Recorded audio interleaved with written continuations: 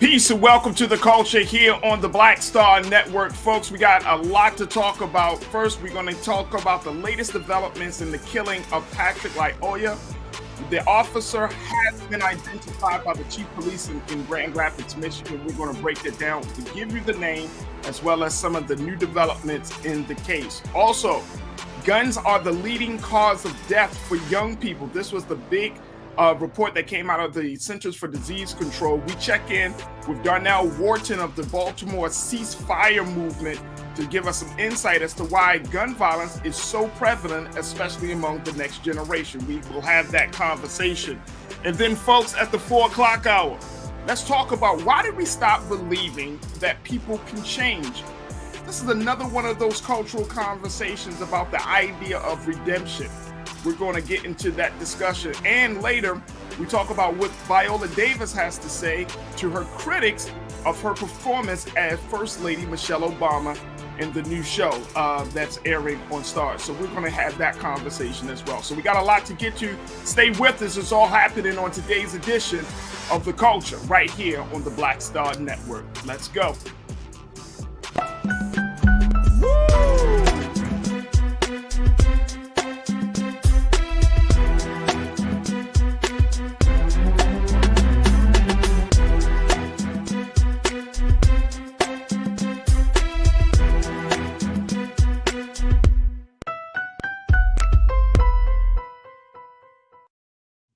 All right, folks, welcome to the show. Happy Tuesday. We got a lot to get to, so I'm ready to jump right in, folks. The big conversation coming out of Grand Rapids, Michigan. It has been told by the chief of police there, the officer who was responsible for the killing of Patrick Lyoya is Christopher Scher. Folks, this is the officer's name. This was the officer that, for a routine quote-unquote traffic stop on April the 4th, took the life of Patrick Lyoya, unfortunately, shooting him while he was face down in the back of the head. Now, the chief of police said these words. Keena, let's post this, what the chief said there in Grand Rapids. He said, quote, "In the interest of transparency, to reduce ongoing speculation and to avoid any further confusion, I am confirming the name already publicly circulating, Christopher Scher, as the officer involved in the April 4th officer-involved shooting. Beginning this week, as required by law, the Grand Rapids Police Department will be releasing documents in response to requests made under the Freedom of Information Act relative to this incident." The chief also said that Officer Scher remains on administrative leave, stripped of his police powers until the conclusion of the Michigan State Police investigation into potential criminal charges and the completion of the Grand Rapids Police Department's internal affairs investigation to determine whether all applicable departmental policies were followed. And again, that it comes from the Grand Rapids Chief of Police, Chief Eric Winstrom.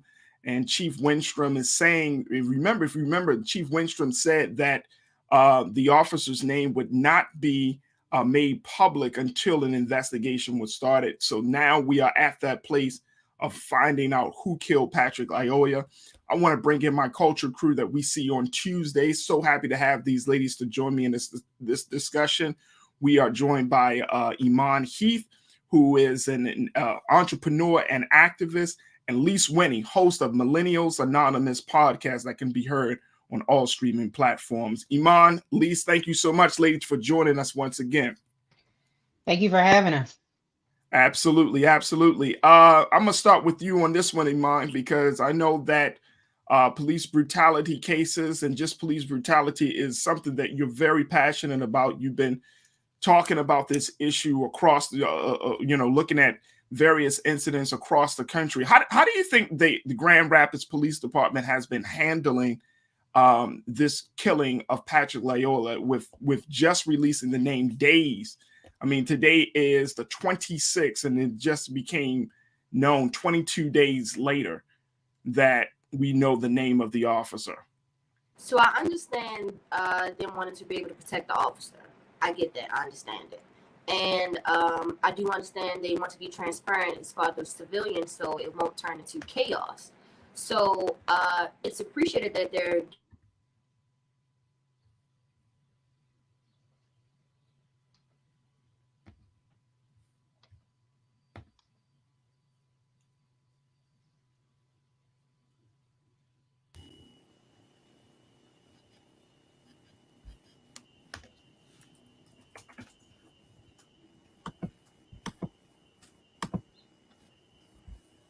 Iman, I want you to stop right here. I just want to make sure. Hold on, just looks like we're just having some technical difficulties. We were just having some technical difficulties with Iman's audio, so we're going to work on that very, very quickly. Iman, hold your thought, but we're going to jump right back to you. Let me go to Lise. Lise, what's your reaction to the fact that we're 22 days later after the killing of Patrick, that we're just finding out who actually killed him? I think, of course, we need to do better when it comes to being transparent and making sure that we get the names out and the information out to the public as soon as possible. However, when I looked into it, it looks like in Michigan, this is a policy to withhold employees, state employees, information when things happen. So this isn't something that's abnormal. So instead of really just looking at the police department, we need to look at the entire state at this point, because this is their policy of something that they typically do when something bad happens. So we do need to make sure that we're getting this information out there quickly and that you are building the trust in the community. It's a sad situation all the way around, but one of the things that we can do in order to improve relations with the public is to be transparent. So in this case, it was a little slower than normal, but we can't just look at the police department. We also have to look at the state as a whole, since this is their policy. Yeah, I mean, I would agree with you. I mean, I guess they're trying to, and like you said, I guess they're trying to protect state workers, and I think that's just across the board, not just happening in the police department. But it, you know, the chief, I think he recognized, and he said this in his statement that we just shared, the level of speculation. It already feels like there might be a cover up, and I think that is one of the big concerns that a lot of people have about this whole case. Is like, are you trying to protect the man that took this black man's life senselessly? Do you get that? Do you get that same impression, Lise? I actually feel like so far they've given, because we got the body cam footage, so we have that. Yeah. They've been a little slow to release his, but we kind of already knew his name because of the footage. So I feel like there's some improvement in the way that they're handling this situation. Of course, are there things that they could have done faster and better? Yes. But we do have at least that, because in a lot of these cases, they try to withhold that body camera footage, or they don't have their cameras on, or whatever the case may be. And this time, we actually do have it. And I've watched the full footage of this situation, an unfortunate situation. Yeah. Let me bring Iman back into the conversation. Iman, what's your take of this, about the releasing of the name and just how Grand Rapids Police Department has been handling this whole case? They're doing so far, I would say, to satisfy both sides as far as protecting the officer as well, because he still is a part of, you know, their team, what I call. They're protecting both sides. They're doing a pretty good job protecting both sides. Wanting to be transparent, that's awesome, but let's speed this up. Why is it 20 plus days later just now getting a name? Why do we have to wait that long for a name?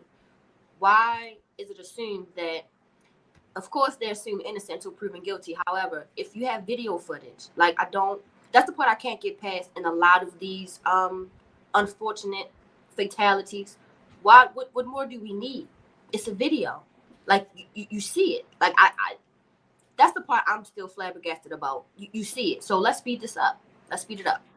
Well, you know, one of the things, Iman, to your point about the videos, one of the things that have talked to lawyers and police officers about was, you know, a lot of these, like you said, a lot of these cases, whether you're talking about from Sandra Bland or whoever, you know, a lot of these cases, they look at the videos because they're trying to make sure that every protocol was taken from the officer's vantage point, try to put themselves in the officer's shoes. And you know, the slightest thing, and this is the thing about videos, it's like the slightest thing can be interpreted as, you know, something. For example, they say, oh, Patrick turned his back on officer. Sure.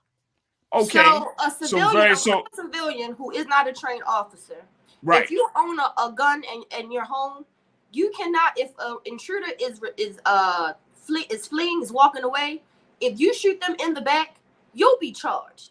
Right. So why is it that a trained officer who goes through an academy and goes through intense training, goes through intense testing, doesn't get is not the same? It's not the same in that circumstance. That doesn't make sense. Me as a regular civilian, I don't have any combat training. I don't have any defensive training.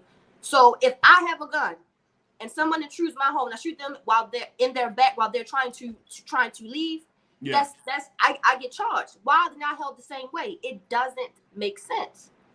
No, I mean, in this situation though is slightly different. So he wasn't actually running away.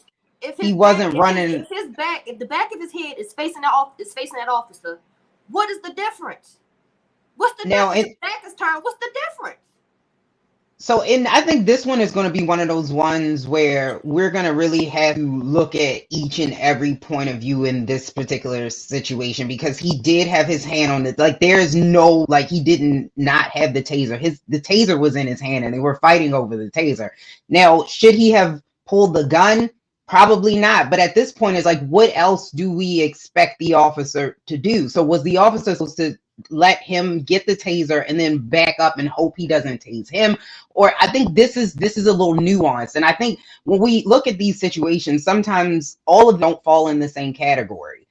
And I'm not saying that's in this case, but we do have to look at how do we make this better so that this doesn't happen the next time when you're looking at the situation where there was struggle. So what was the officer, and this is a question, what was the officer, the next step should have been, in your opinion? Rather than they're trained, unfortunately, they're trained to aim for center mass. They're not there to injure, they're there to kill. Unfortunately, I'm not a police officer, never been through the training. However, through my education, I would say the next step, if they have the taser, you can't reload it, but once it's discharged, it can't be charged again. So I would at least try to shoot the taser, not at myself. If we're tussling, shoot it. It can't be. He can't put it back in and shoot him again. So at least not shoot him in the head. I know that much. Well, officers, unfortunately, they're not sharpshooters, and we get this from movie like I'm Mike Lowry, that they can do all of these things that they can do when they can't. Like most of them never shoot a gun ever. So they're not really that great at being able to aim and to do all of these things we expect them to be able to do. And I think that's what we need to do. Maybe, I don't know, in the situation where the de-escalation could have taken place, because again, he did ask him to, get back in the car. He did not. He ran. I'm just trying to figure out ways where, when we're looking at this situation, to not be a deadly situation. This is somebody's son. You know what I mean? Mm-hmm. So you don't want those things to happen. But what could have been done in this situation in order to make sure that things are better? Shoot to injure and not to kill. Or we have to also think about our PTSD that seems like that we're now growing into. Black men, period. If a police officer pulls them over, I can see why they would flee. I can see why they would be scared or afraid or react the way they do. I don't want to be shot. If we have to go back to who's going to get shot first, of course I'm going to make sure I don't get shot first.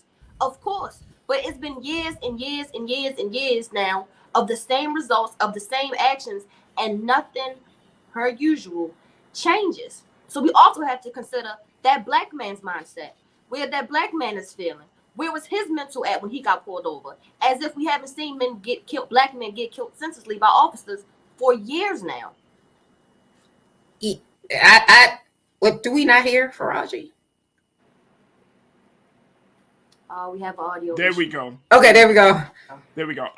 No, we just wanted to say that I think, to both of your points, I mean, I think they're going to both schools of thought that you both presented, I think that's that's going to be, looked at in this whole situation. That's why the video is important, because even though it may seem black and white to us, to law enforcement officials and to to court officials, they say, oh, it may not be as black and white. Now, I think that Officer Scher definitely could have used a different option. Even with the taser being rustled and all of those things, he was on the man's back.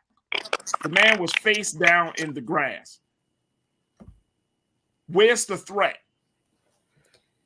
But did you watch the video before they got? He had the taser before they got on the ground. Like this started up. They were up, and then he had him, and he was trying to put the handcuffs on him. Then he got out of that, and then he got the taser, and then they started to tussle over the taser. So I think that you have to watch the full video in order to get a better understanding of what actually took place. So I think that this is going to be one of those situations, unfortunately, you know, where a lot of people are going to be upset by the outcome because you don't think he's going to be criminally charged? I would be shocked if he was. I would be shocked. And okay. I think for the family, I hope that there can be some, I mean, that you can't bring back their son. So I think that would probably be the, you know, best case scenario for the family.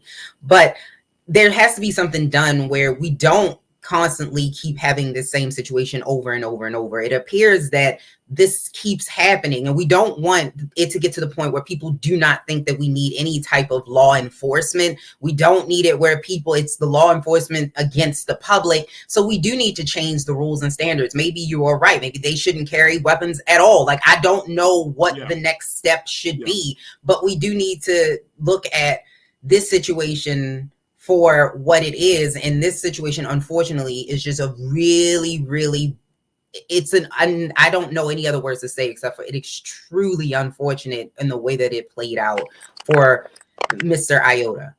Now let's talk about this other part. In Kent County, the commissioner, Robert Womack, he said that they're very happy that the name has been released, but he said what we need to know if he's been, and talking about Officer Scher, if he's been interviewed yet, because we knew after 10 days he had still not been interviewed.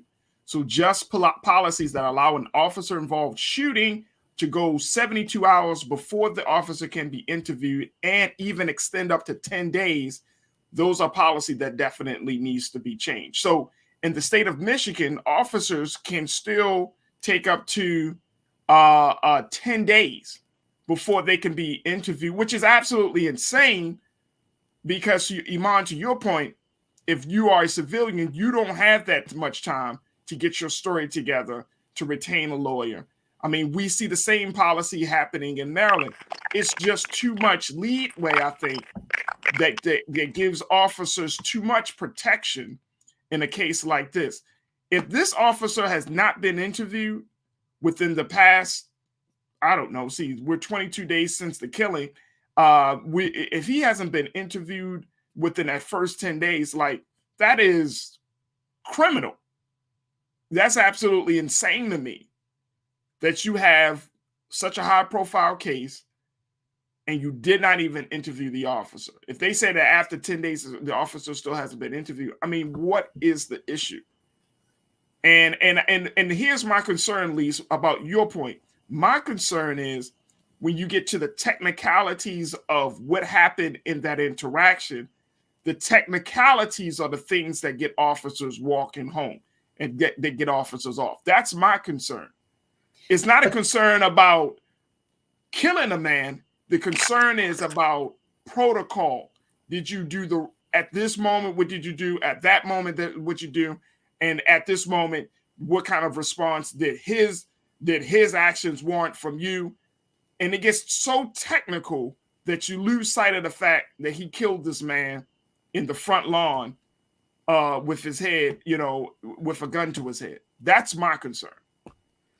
Yeah, but I agree with that. And again, we shouldn't get killed in an interaction with a police officer. I never am saying that is in fact the case. But what I'm saying is that those technical things do matter. I mean, it hurts us to say that, but they do matter. They are facts. Like the facts is that this officer sure killed a man. That is a fact, but it's also a fact that there were things that led up to this situation. So those are all the things that are necessary and needed. Hopefully, like I said, there is something that can be done, like changing of those policies. No, he shouldn't have had that much time. Things should have been speeded up a lot quicker, where we knew his name they were interviewing him and all of these things happen a lot quicker, but we can't ignore actual facts because it doesn't fit into the story all the time that we want to tell. So we need both.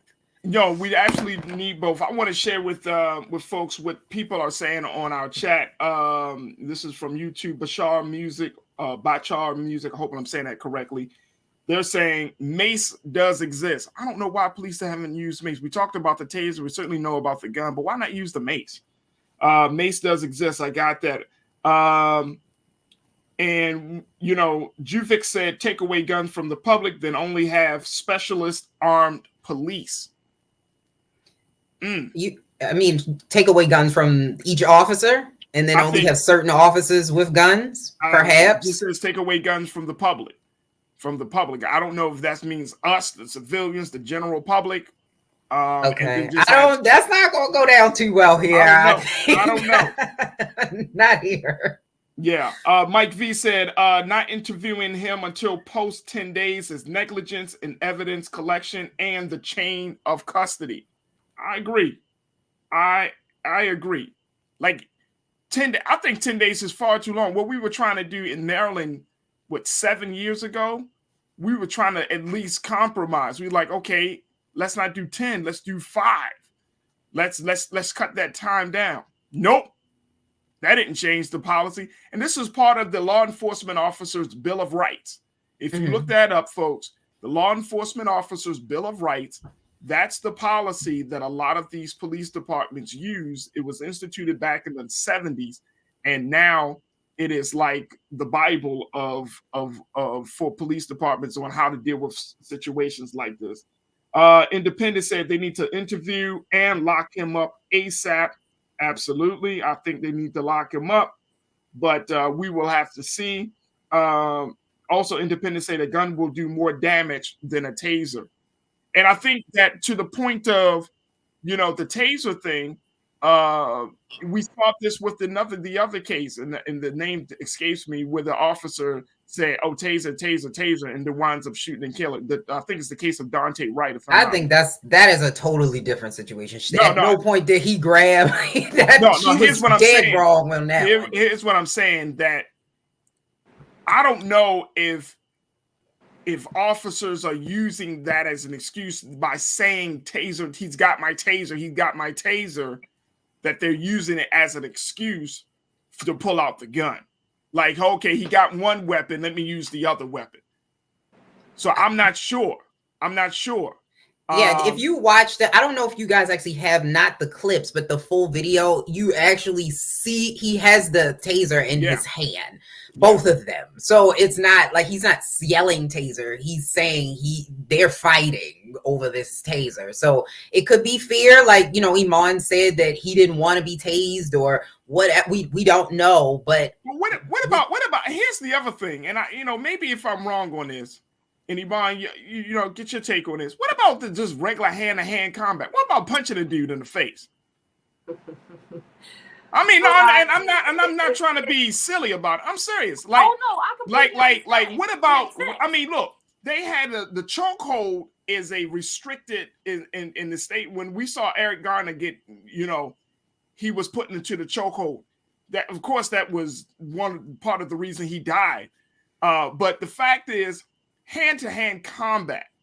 Like, if you're in a situation like that, you mean to tell me the only option that you have is I'm going to pull out my gun? Like, you don't have no hand-to-hand combat training.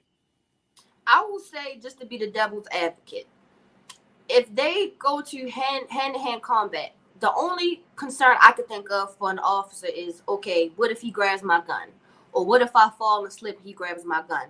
I can understand as to why they wouldn't want to do hand-to-hand combat. But what I don't understand, why wouldn't an officer be trained to injure or hurt rather than kill? Especially when you're in such a close range, that doesn't make sense. So when you say injure to hurt, right? Like, for example, and this is what I was taught, it's much easier to shoot, quote-unquote, center mass than it is to shoot a man in his leg.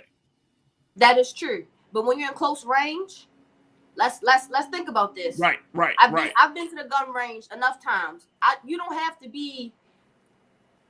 it's easy to shoot with the target close to you than further away. So if he's already on his back, I'm sorry, he's face down, and right. you're on his back.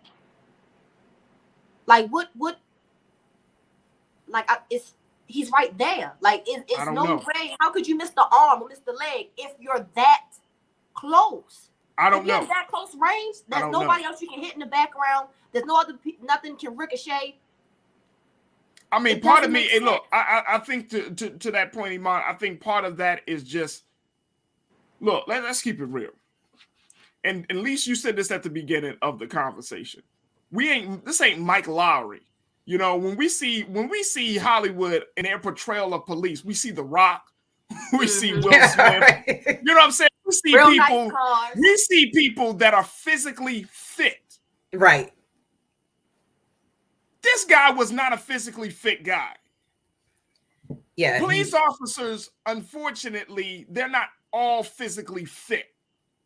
So they're not trying to have no heart. And I had to think about this. They ain't trying to go hand to hand.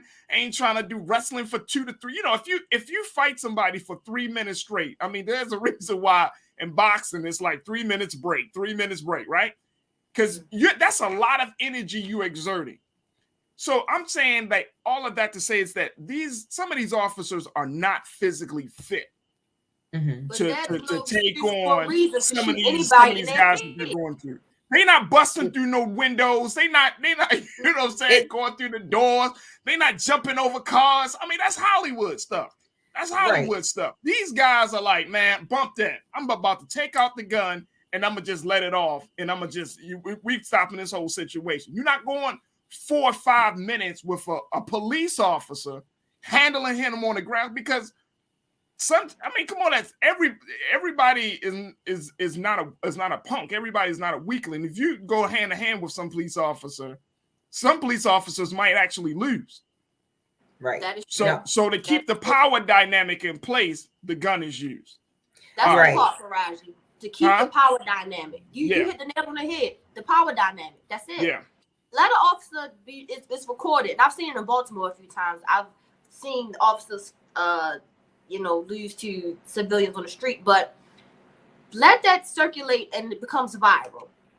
You know how many people would lose even more respect for the police? So yes, it's a power dynamic. It's a power dynamic. I have seen it. I have seen video where officers have lost hand-to-hand combats. They've been thrown to the ground. They've been punched on. I've seen it. And it's embarrassing, and you're absolutely right. It loses, the department loses. And I don't think the department truly advocates. And a lot of these departments, I don't think they advocate for that. I think they advocate use of taser, mace, or gun. I don't think if you got to get to hand-to-hand combat, you better be Floyd Mayweather or somebody out there. You know what I mean? Yeah. You better be, and I'm not trying to make jokes. I'm just simply saying, I don't think, because these officers aren't as physically fit as they put themselves out there to be. Ladies, I got to stop this part of the conversation. We will see how this whole situation will play out. Now, folks, we're going to take a quick pause. When we come back, speaking about guns, let's have a conversation about how guns are the number one of the leading cause of death for young people between the ages of 1 and 19, according to the Centers for Disease Control's latest report. This was the report that came out last year. We'll have a discussion with Darnell Wharton, who serves as the co-founder of the ceasefire movement in Baltimore, and how we can stop the violence with handguns and other firearms. So stay close. We got a whole lot to get to in the second half hour of The Culture here on the Black Star Network.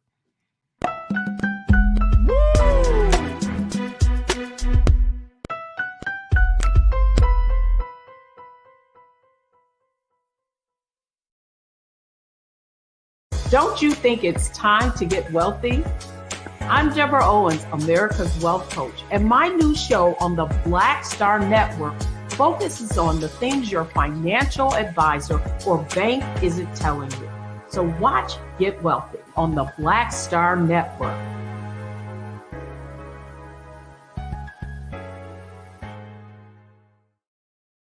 Pull up a chair, take your seat. The Black Tape with me, Dr. Greg Carr, here on the Black Star Network. Every week, we'll take a deeper dive into the world we're living in. Join the conversation only on the Black Star Network. Hi, I'm Dr. Jackie Hood Martin, and I have a question for you. Ever feel as if your life is teetering and the weight and pressure of the world is consistently on your shoulders? Well, let me tell you, living a balanced life isn't easy. Join me each Tuesday on Black Star Network for A Balanced Life with Dr. Jackie. We'll laugh together, cry together, pull ourselves together, and cheer each other on. So join me for new shows each Tuesday on Black Star Network, A Balanced Life with Dr. Jackie.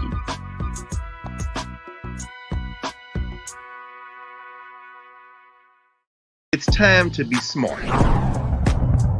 Roland Martin's doing this every day. Oh, no punches! Thank you, Roland Martin, for always giving voice to the issues. Look for Roland Martin in the whirlwind, to quote Marcus Garvey again. The video looks phenomenal, so I'm really excited to see it on my big screen. Support this man, Black Media. He makes sure that our stories are told. See, this difference between Black Star Network and Black-owned media and something like CNN. I got to defer to the brilliance of Dr. Carr and to the brilliance of the Black Star Network. I am rolling with Roland all the way. Honored to be on a show that you own. A black man owns the show. Folks, Black Star Network is here. I'm real revolutionary right now. Roland was amazing on that. Stay black. I love y'all. I can't commend you enough about this platform that you've created for us to be able to share who we are, what we're doing in the world, and the impact that we're having. Let's be smart. Bring your eyeballs home. You can't be Black-owned media and be scared. You dig?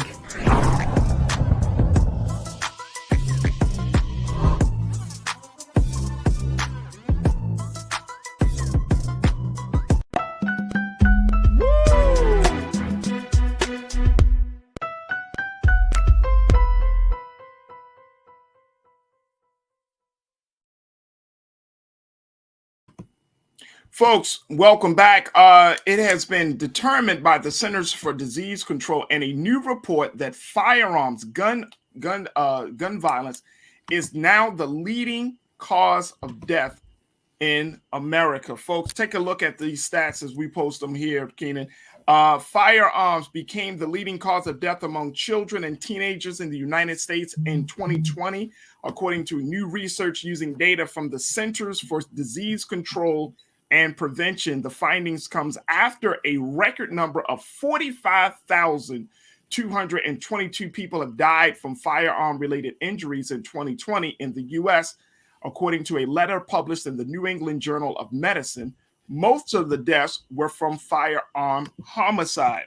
Also, researchers from the University of Michigan noted that an alarming number of the deaths, 10,186, which was 22.5%, were people ages 1 to 19. For more than 60 years, motor vehicle accidents had been the leading cause of death of young people, but since 2001, the number of those deaths have dramatically decreased. There were about 3,900 deaths in 2020. Meanwhile, firearm-related deaths have been on the rise since 2013. There was a 29.5% increase from 2019 to 2020. Wow. So we are now at this point, folks, and that information was, again, from the report that the Centers for Disease Control put out. But we're now at this point in this country where we're looking at firearm-related injuries. We're looking at gun violence as being the number one cause of death, especially among young people. And this is why we invited our next guest, who is the co-founder of the ceasefire movement in Baltimore, Darnell Wharton, to give us some insight about this effort to stop gun violence in cities and counties across the country, to help us in this process. And so we want to welcome, we got Darnell with us today. There we go, my brother. Darnell, thank you so much, dear brother, for being a part of this conversation. My brother, how you doing, man? Thank you for having me. It's good to talk to you, big brother. It's good to talk to you. Always. When we talk about this, I mean, this is, I want to say it's shocking, but maybe it's not shocking. Maybe this is like a very big wake-up call that this country needs to know that our fascination with guns, our love of violence is leading to the slaughter of our children mostly? It's so I'm not going to say it's shocking, because if you live in a city where we have multiple murders a year, like over 200-300 here in Baltimore, we're having over 300. It's not shocking. It's just when you see it across the country and you say, okay, it's not just happening here, it's happening everywhere. You start to think about what's actually happening in the world that's causing this mass, like, violent nature amongst the people that live here. So you start to think on you start to think on the terms of, where are we and where did this come from? So I have to put out there, and I know it's going to step on a lot of people's toes, that the country that Black people are in right now, or Latino people in, or China, Asian people are in, is a violent nation. USA is a violent nation. Everything that USA has acquired, they've acquired through some type of violence. So when you take people from where they are and where they were, and you put them into a society that's already been violent, the violent nature of your surroundings are eventually going to encompass you in the race that you are. Understandable. Black people were not, as you say, not a violent people. But when we were brought here, we became violent because of this type of nature. And you got to go back to when guns started hitting the streets. No Black little boy or Black little girl in the hood was going to where the guns were. They weren't buying guns like that. We weren't going out to wherever the guns were and buying crates of guns. It was brought onto us the same as drugs were. It wasn't no little kid or drug dealer, whatever you want to call them, was going over to Colombia, buying all these drugs and getting ships and bringing them back to the hood. It was brought to us. So when we start to look at the violence of what's going on, we got to first look at where we are and what we're inside of. Right now, we're inside of a violent nation. Now, when you start to look at that, then you have to look at the plight of the people that are here, the homelessness, the joblessness, the hopelessness, the education, the mental health, the blight, everything that has been a thumb on the neck, or a knee on the neck of Black folk, brown folk, Asian folk, whatever, has entered into that equation. So we have a violent nation. We have people who can't live because of all of these things of hopelessness and violence and everything. And then you add on the fact that, where do we go from here? I have nowhere else to go. So I'm stuck here in this. And right now, every human has a basic what do you say, mind frame to just take care of themselves. Yes, you got a family. Yes, you have friends. But the basic human action of a person is I got to make sure I'm good. And sometimes you get put into a situation where it's either you or me, and I don't want to die. So what am I going to do? And see, and see, to your point, Brother Darnell, by us being in this violent place, it cultivates an attitude. It cultivates a whole, like you said, a mindset where we are, like, even if you try to be peaceful, even if you say, you know what, I'm gonna walk away, the culture of violence is so heavy on you and is so ingrained in all of us that it makes it hard. Like, you kind of get into this internal conflict because why? You don't want to be seen as a certain type of way. I don't want to seem weak. I don't want to seem like a punk or anything. And it's not just in Black neighborhoods. This is across the country, right? Across the country. This is across all, racial, race and ethnicities. This is just across the line. Like, we could talk about Ray in the hood, but then you got Dylan who's shooting up places as well, right? So you got all of these different dynamics. And I think it's funny, brother, that when we have conversations about guns in this country, is always people say, oh, it's about access to guns. It's about, making sure that people that are buying guns, they're getting, like the presidents call them ghost guns and all of that stuff. Right. But nobody is talking about the fact that the culture is violent, like you mentioned. Nobody is talking about the fact that violence is a part of this country's DNA. Like we're not getting it. Like, look, check this out. Let me just share this with you very quickly. Then we're gonna bring in back our culture crew. The U.S. ratio. Check this out, folks. The U.S. ratio of 120.5 firearms per 100 residents. Check out this statistic. Is up where it used to be 88 firearms per 100 residents in 2011. That ratio alone surpasses any other country on the globe. We are the most violent yet, quote unquote, supposed to be the most civilized, technologically advanced, culturally sensitive. We are the most violent country on the planet. The most violent. The most violent country. Look, brother, and you probably see this, Donnell. We got more people that have guns in this planet. I mean, in this country, right? That own guns, that have access to guns, than there actually are population people in the population. There are more guns than people. Right. Now, here's the thing about this nation that people always want to gloss over and look past. Every time something happens to this nation where we feel like we have to respond in violence, take for instance, what happened in Hawaii when we got bombed in Hawaii?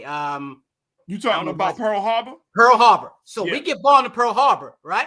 Yeah. Now, Pearl Harbor is a military station. So if there was a war, that would be a target for somebody to go after. Right. What we do is we bomb a whole country. Yeah. We drop Hiroshima. A whole country. Now we're talking kids, grandmas. That wasn't a military spot. That was a whole country where families were living. And we gotta look at who we coming from and say, that's who we are. That's what this country is. So before you start saying Baltimore, Chicago, St. Louis, we got to look at those areas and wonder what's going on. No. Let's start with, first of all, let's look at what America is first.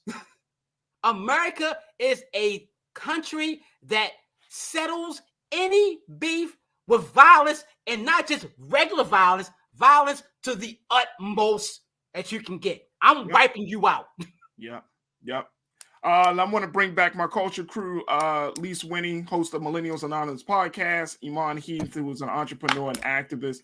Lise, what's your take of this latest data coming from the CDC that gun deaths is the leading cause of death for young people, especially between 1 and 19?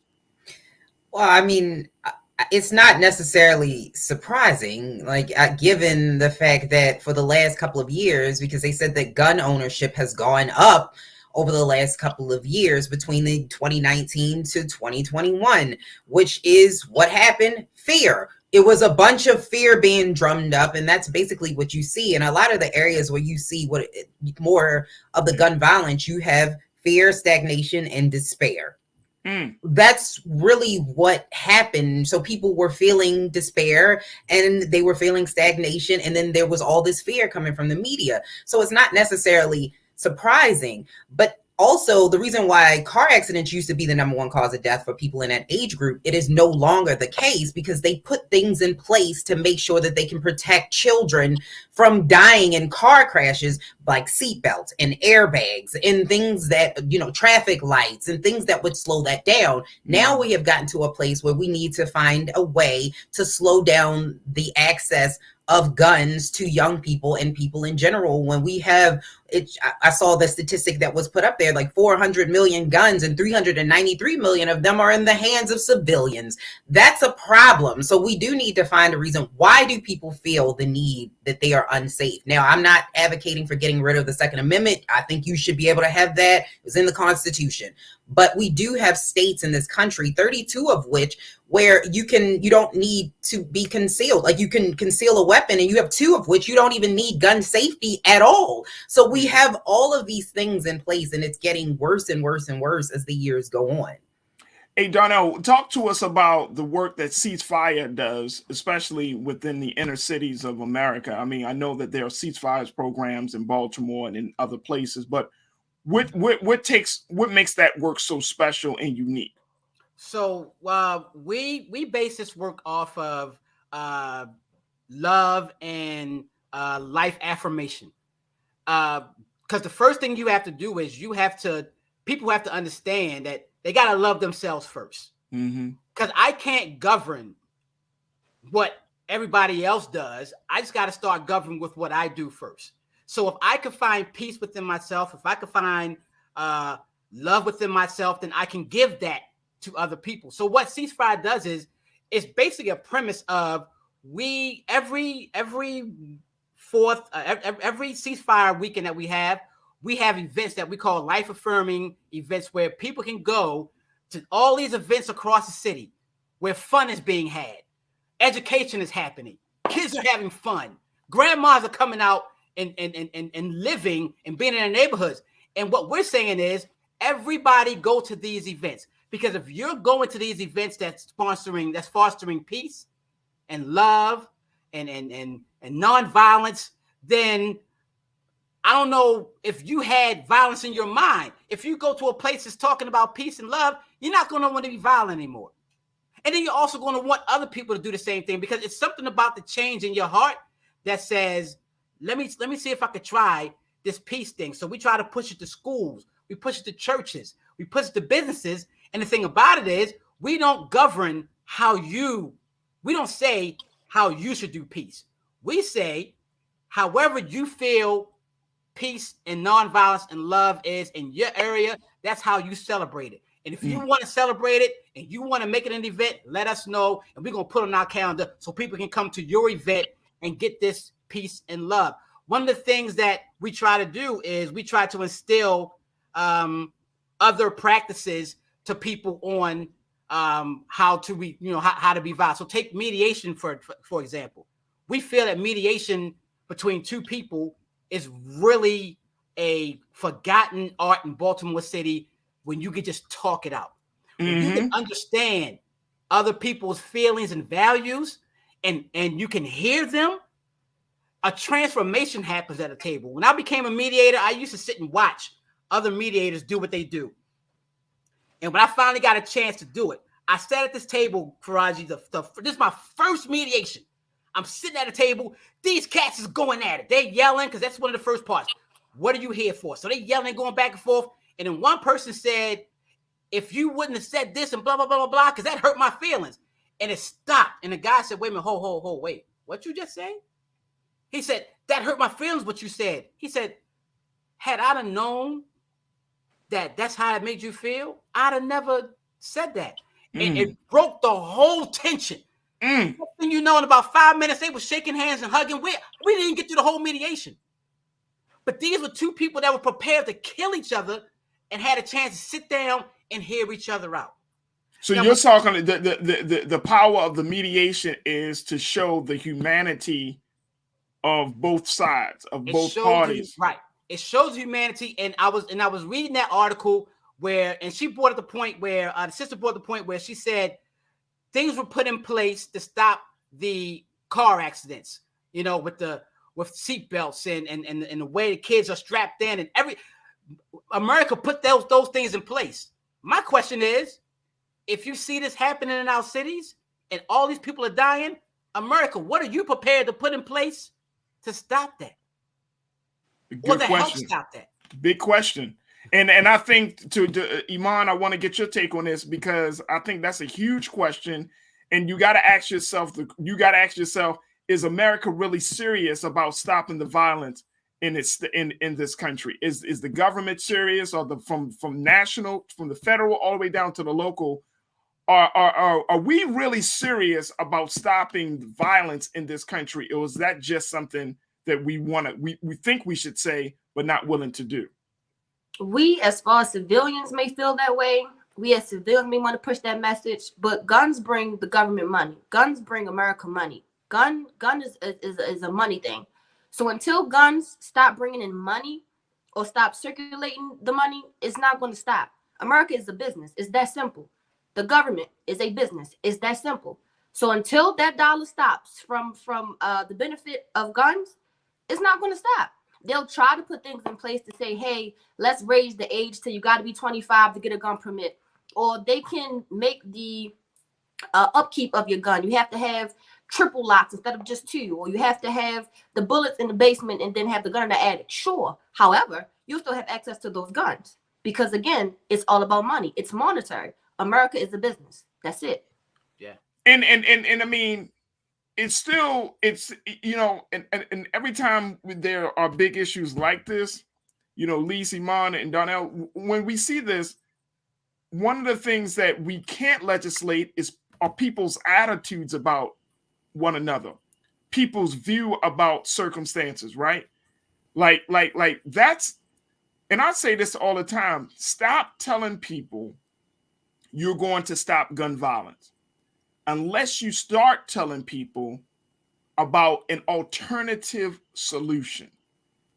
Stop emphasizing the death and start, like you said, Brother Donnell, affirming life.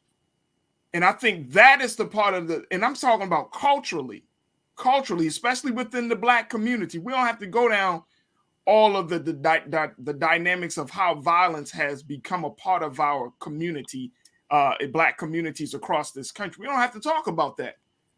We need to talk about how do you live in peaceful communities, because if there is a model of mediation, if there's a model of constructive dialogue, if there's a model of a community that lives in peace, I think Black folks in this country, we would be interested in that model. I think we're tired of it. Very tired. We tired of it. We tired of Ray, and we tired of Pookie. We tired of all of the little dudes running around. We tired of it. We don't want to see them in prison. And here's the thing, Brother Donnell, and I want to get your take on this. We don't want to put them in prison because we know that that's another, you know, trauma-inducing situation. But you tired of it. Right. So how do you reconcile those, you know, those two realities? So one of the things that we do, one of the first things we came up with when we started the Baltimore Ceasefire movement is we came with the hashtag Don't Be Numb.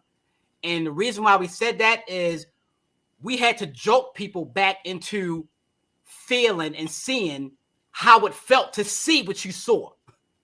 Because what happened is they were seeing murder on TV so much that when you turned on the TV and you look at the news, it was like, oh, somebody else died and it's whatever. And they became so numb to it that they stopped thinking about what can I do as a person to try to stop it. So we had to start jolting people back into, no. We need you to see exactly what's going on in your neighborhoods and on your streets. So then you can actually go, wait a minute, this is not right. This is not cool. And when people started seeing, oh, wait a minute, I know Ray, and I know Ray doing this. I don't want to squeal on Ray, but I know what I can do. I can go to Ray grandmama, and I can say, hey, look, you know Ray out here doing this stuff. I'm going to need you to talk to your son. I'm going to need you to talk to your grandson. I'm going to need you to talk to your nephew. Because the whole stop snitching culture totally destroyed a part of Baltimore because people were just so scared because families were getting firebombed and people were getting dealt with and people's family members were getting killed that people just weren't saying anything. But as somebody said, I don't know exactly who it was, when you make a change or you want to make a change, there are going to be some times where some people are going to have to take that hit in order for a change to be made. And Iman, she touched on something when it comes to something that the country did that made America stop and have to say, hold on, wait a minute, we got to do something about this. King showed us what happened. The Selma bus boycott, that hit the pockets of Selma. And they had to go back to King and say, wait, hey, we need your people to get back on the bus because we losing money. Money is what spoke.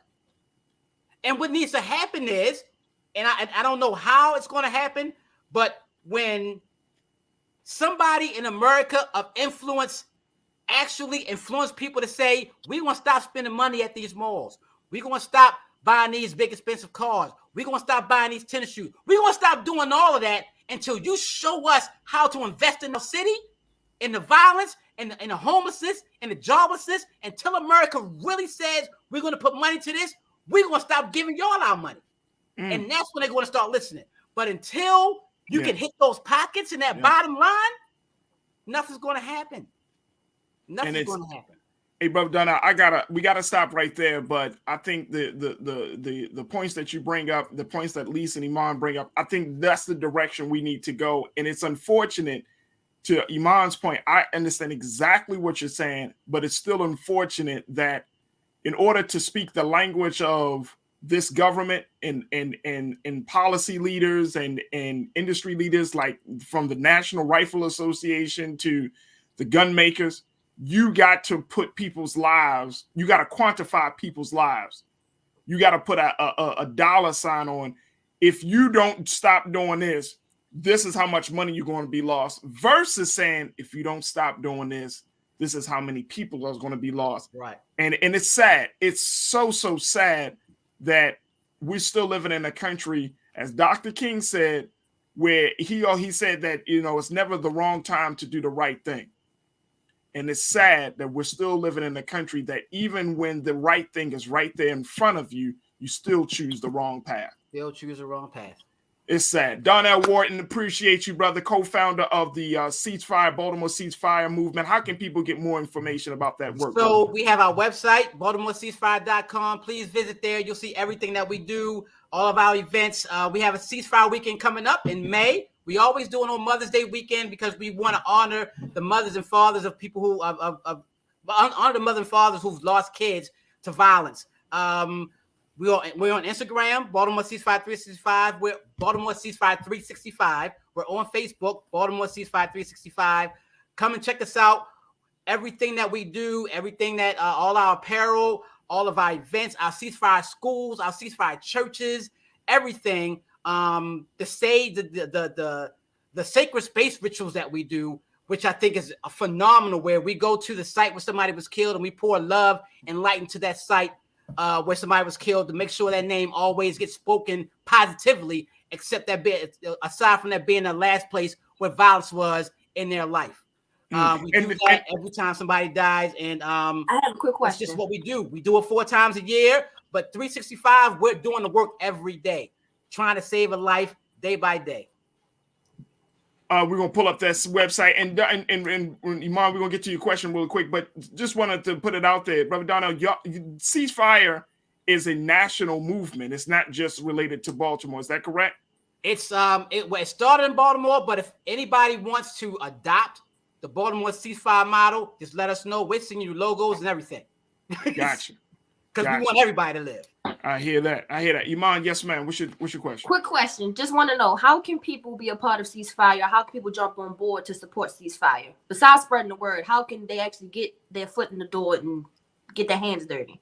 So the thing about it is, we call it a self-determination movement, because the movement is not ours. It belongs to the city. So if you decide that you want to be a part of Baltimore ceasefire, whatever you consider being peaceful and nonviolent, like it could be as grand as some people do, as grand as a whole basketball tournament. And some people do it, I'm just going to pull up my grill and put some hot dogs and hamburgers on and hang this ceasefire poster up. And if people come by, I'm going to give them a hot dog and say peace and Baltimore ceasefire.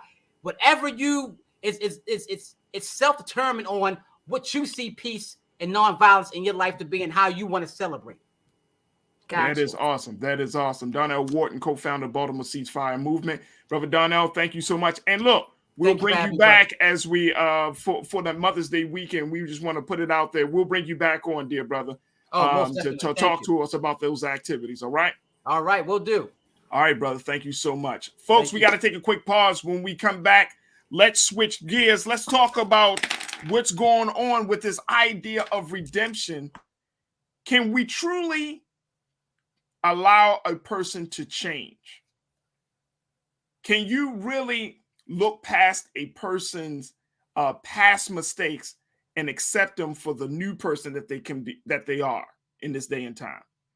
Because we're finding out that we're seeing that past mistakes are often brought into the present moment, and it forces us to no longer allow people to forgive, to forget, or to be redeemed. We'll have that conversation up next. So stay with us. That's coming up in the second hour of The Culture here on the Black Star Network. We'll be right back.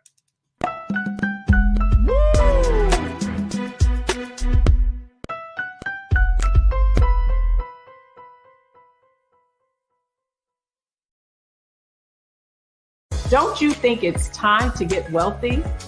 I'm Deborah Owens, America's Wealth Coach, and my new show on the Black Star Network focuses on the things your financial advisor or bank isn't telling you. So watch Get Wealthy on the Black Star Network.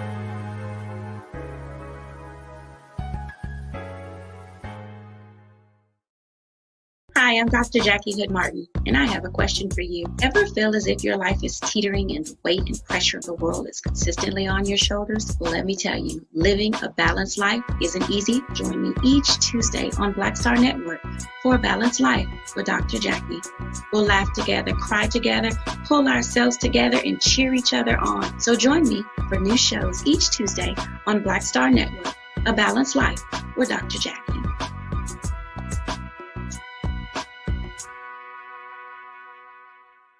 Pull up a chair, take your seat. The Black Tape with me, Dr. Greg Carr, here on the Black Star Network. Every week, we'll take a deeper dive into the world we're living in. Join the conversation only on the Black Star Network.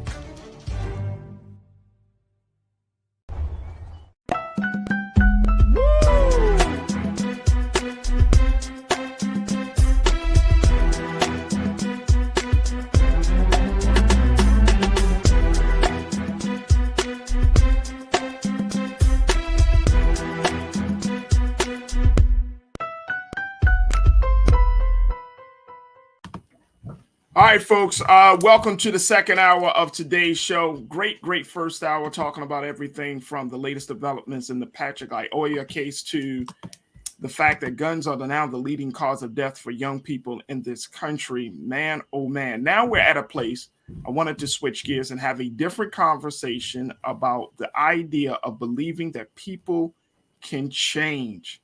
Yes, folks.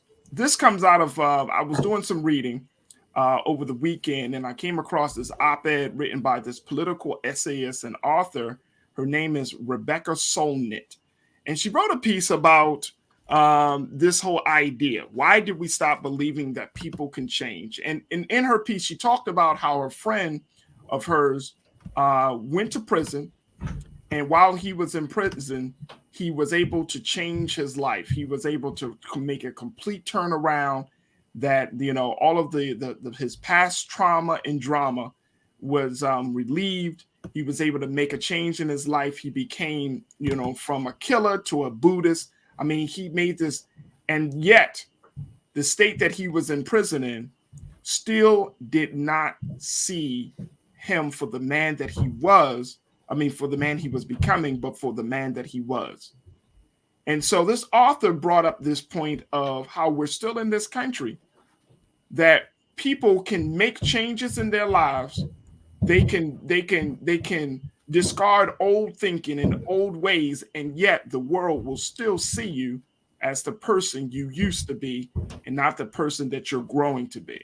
And so it brought me to want to have this same conversation with my culture crew today, because I feel like we're in a space right now. Everybody has a past. We probably said some things or done some things that we're not proud of, you know. And I want to bring them back into the conversation. Lise Winnie, host of Millennials Anonymous podcast, Iman Heath, who is an entrepreneur and activist.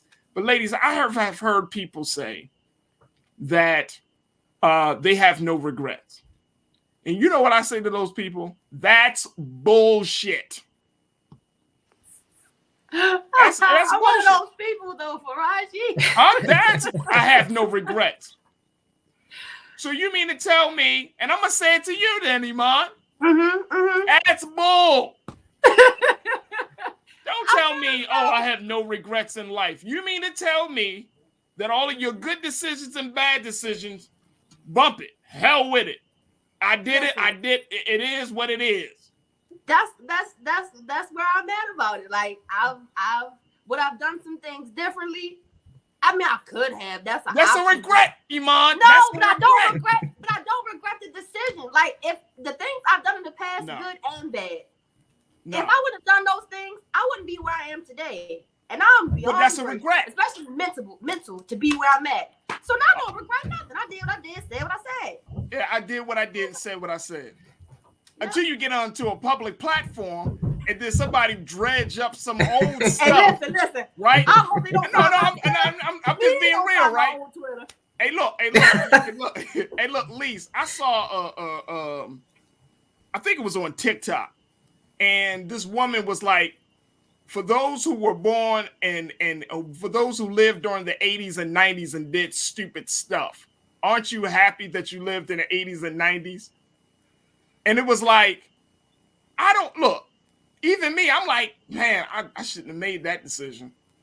Like, you know what I mean? Like, there's some things that you just like, but if somebody were to look at you today and still make judgments about you based upon some decision that you did when you were 16, when half of your brain was developed, or 18, and they still looking at you like, oh, Iman, you that same little girl. Yeah, that's. I mean, you know what I'm saying. So now you screaming it's not fair. that's not fair to judge off the past. No. Well, here's the thing. Change. So my question is, and this is why I thought this was interesting.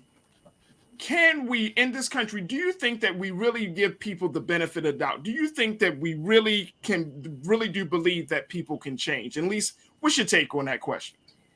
I don't think that we believe that. I think that if we're talking about the prison system specifically, we don't create prisons that actually reform. So that's why I asked, like, what are they for? Like, what is the purpose of prison if it's not to reform someone who goes there? Because that's supposedly the point, right?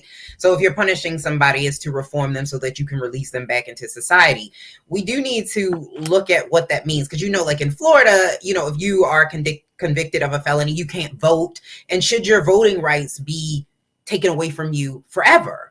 Like, those are some things that I think we should look back at. When are these crimes taking place? What types of crimes are taking place? And what is prison for? So if someone goes and they serve their time, and this is the time that was agreed upon in the court of law, why is it that we're still, having so many different adverse effects to them? Parole, yes. But when it comes to voting and actually having a say-so in the things that go on in my own life from something that I did when I was 20, speaking of your brain being developed, your brain doesn't fully develop until you're technically fully developed until you are 25. So we do need to think about all of these types of situations that are actually happening and why people are doing what they do. 25? So you mean jokers are walking around here with half a brain? I'm not gonna say half a brain, but the reason why the drinking age is 21 is because they thought that your brain fully developed at the age of 21. So when you drink, your frontal lobe or the cortex frontal lobe of your brain gets flooded with, the alcohol, the chloride in it, and they don't want it to kill brain cells. So they don't want a not fully developed brain to be able to have alcohol. But I guess if you have one, they said forget it. But that's it. That's my brief psychology for the day. All I'm going to say is tell it to the parents that give the babies something to drink. All right, so here's the thing. All right, I want to share with you. All right, Keena, let's go to this first quote from Rebecca Solnick, the writer of this op-ed, when she said this, folks. She said, it's not just prisons and the criminal justice system. We as a society seem unequipped to recognize transformations, just as we lack formal processes other than monetary settlements for those who have been harmed others to make reparations as part of their repentance or transformation. But she's making a point that we have yet to, we're not equipped. We're not equipped to see the good in people. And Iman, I'm wondering, is that true? She's saying that, and you know, based on just looking at how we you know, we could talk about the Will Smith situation. We could talk about any situation dealing with personalities. We could talk about how we see celebrities and the crazy stuff that they do. Do you agree with that? Do you think that we are just not equipped as a society, as our culture, to not see a person change? I think seeing a person's change has to start with the individual's trust. Like, for me to believe that you've changed, or for me to believe that you're a new person, it has to start with my level of how I trust others. I think it starts from at least early childhood. After constant disappointment, after disappointment, after disappointment from the same person or maybe different people, after a while, it's like, okay, I keep getting burnt by the same switch. So I'm going to stop flicking it, which is what? It could be trust. So I'll give you the benefit of the doubt and say, okay, maybe might, but to fully just believe you're this new person, it will be hard. So I think it depends on the person's trust personally in their experiences. But here's the thing. Is it fair for us to expect other people to change and then we stay the same? That's not fair. I don't think it's fair, but I think we as people cannot, forgive someone else fully or expect people to change. Again, like Iman said, it has to do with trust, but I think it also has to do with the fact that we want people to be these perfect beings, except for ourselves. Like, it's okay for us to make mistakes, and it's okay. And I think when you go down this slope of redemption, and it also is who gets redemption? Who do we say it's okay? Because when you look at some people saying, like, we've seen some people put out some really homophobic tweets. We've seen people put out racist tweets, and they say, well, I've been, that's not who I was. That's not who I am now. That's who I was. Right. Are they to be forgiven? So I think that we can't say, well, you can forgive us, you can forgive me, but, not them. Forgiveness should go all the way around. And I think in this country, you're right. We are not equipped to handle that, because if you forgive somebody, you do kind of have to have some peace within yourself. And most of us don't. So hold on, Lisa. What Lisa was saying, though, I can understand that part. So like, okay, can I forgive a person who at the age of 16 not killed, that might be a little too drastic, but caught some type of assault charge as a kid, versus some pedophilia. There are things, let's be real, that it's just no matter what it is, you cannot come from. I get that. This is a great area. This is really here's the thing. Agreed. Wait a minute, hold on. I look. I mean, there are some things that you can't come back from, like at all. Right? Like, if you rape a woman, I can't personally. Yeah. Right, but I think, but I'm talking about things within reason, right? Things within reason, not the extreme behaviors or extreme violations. I'm just talking about things within reason.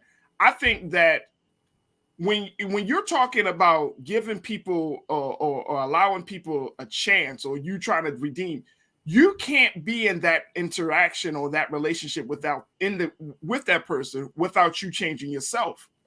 You have, because even in the process of forgiveness, you have to check yourself, right? You have to be willing to start and trust again. You have to be willing to accept this person's apology again.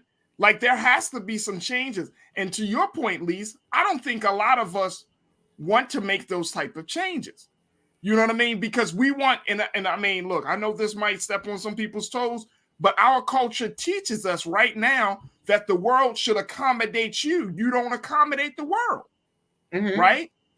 So everything, if it's like, if somebody doesn't quote unquote fit into your life, if they share if they say something that you don't agree with, you can do everything. You can block them. You can disregard them. You can look at them as inhumane. You can do a lot of stuff. Yeah. But then if somebody thought you did the same thing, if you were that person, then you would want people to look at you, right? Mm-hmm. And I think that that's the problem. Like, we have this mirror that just looks from one side and not from the other side. I agree with that. And just kind of taking it to really what her conversation was, about her friend who had gone through the prison system. When you look at the reentry statistics, it's very, very, very, very startling. So I think like within a 3-year time span, roughly 40% of federal prisoners go back, 60% of state prisoners are rearrested. I think we also need to look at, because when it comes to change and getting forgiveness, you also have to have some things in place that would prevent the person from actually going back down that same pathway. What do we have? Because if you stop them from being able to get jobs, and if you have these types of offenses, then what do they do? Because a lot of people won't hire a convict, somebody who was convicted of anything. So then it becomes more tricky. So we do need to look at the people. Yes, they may be trying to build trust, but if you put somebody's back up against the wall, what are they supposed to do? So when we're looking at from that perspective, I think we do need to look at some of the reasonings of how we can make the system for those individuals who have been incarcerated better. But when it comes to trusting others, I think that, like you said, as people, it's hard for us to look on the outside in. And I don't know how we actually fix that, where we can give everyone grace, the grace that we want everyone to bestow upon us. Like, how do we give that and make sure that the world understands that everyone makes mistakes at some point in their lives, whether you regret it or not? Everybody makes a mistake at some point in their life. I want us to bring up this other quote from this op-ed from Rebecca. Check this out, because and this is a little bit longer quote, but I think it speaks to what you just said, Lise. She said in her op-ed, "This belief in the fixity rather than the fluidity of human nature, or maybe in guilt without redemption, shows up everywhere, not just in the formal legal system that decides questions of innocence, guilt, and responsibility, but also in the social sphere, in which we render verdicts replete with both unexamined assumptions about human nature and prejudices for and against particular kinds of people and acts. Are you who you used to be?" That's one of the big questions. Specifically, are you the person who made that mistake, held that view, now regarded as reprehensible or ignorant, committed that harm years or decades ago? Most of us who came of age in the last century have changed our worldviews around race, gender, sexuality, and other key issues over the decade. The past decade in particular unfolded like an ad hoc seminar on these issues for those who chose to pay attention. But this is what's wrong with cancel culture. And then, wait a minute, I know, and that's true. And she said this: "Still, we often speak and treat one another as though each of us is the sum of all our past beliefs and actions, nothing added, subtracted, or transformed." I mean, I had to bring it up, and I want people to just marinate on that, because that idea that people can't go through changes, and it's really, like, I hate, this is the part of the culture that I hate, right? The culture that, here's one of the messaging around this: accept me who I am, right? But suppose who you are is hurtful, offensive. Suppose who you are is reprehensible, right? Suppose who you are is a person that don't give a damn about other people. So we should be willing to accept that. And you can go through life to tell people, well, if you don't like me as who I am, that, oh, wait a minute, hold up. we're all supposed to evolve into a different place. Now, we're not going to evolve at the same pace, and we're not going, and we may not all evolve to the same place, but we are what they call human being. That means that there's a constant level of growth that's attached to our life, right? There's a constant level of edification that has to happen. And I think that at this point in our culture loves to emphasize stagnation. We love to emphasize just the me. We love to emphasize just the this idea that the world needs to cater to you. Agreed. And to Rebecca's point, like, human nature changes. Yeah. Yeah. Human beings, we change. Like, circumstances will change you. Poverty will change you. Any sort of trauma will change you. Unfortunately, due to my connection, I'm not sure if either one of you guys have said this, but we have to get back at looking at each other as human beings. We have to get back to humanity. Like, just, hey, you're a person, I'm a person, you're a spirit having a human experience, I'm doing the same thing. Grant people the mercy and leeway to make mistakes and be a human.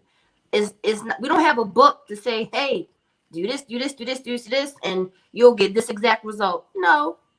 Then you have people who may be influenced by others or may look up to others and think this is the ideal way to do it when it's not. So we have to grant people that same mercy and grace that we want from everybody else as humans. Yeah. Yes. Yeah. Lise, what are your thoughts? Yeah, I mean, I agree with you. And even when you said about change and humans are not always in the same place, and the take me as I am, it should actually be take me for who I am now. Even if that flawed statement, even if you do that, because if you have a friend that hasn't changed, even for the good or the bad, from the time you're 18 to the time you're 45, you need new friends. Like, I mean, you still like Cheetos? Like, come on, we got to evolve. Like, at some point, you need people around you that are going to actually elevate and do better.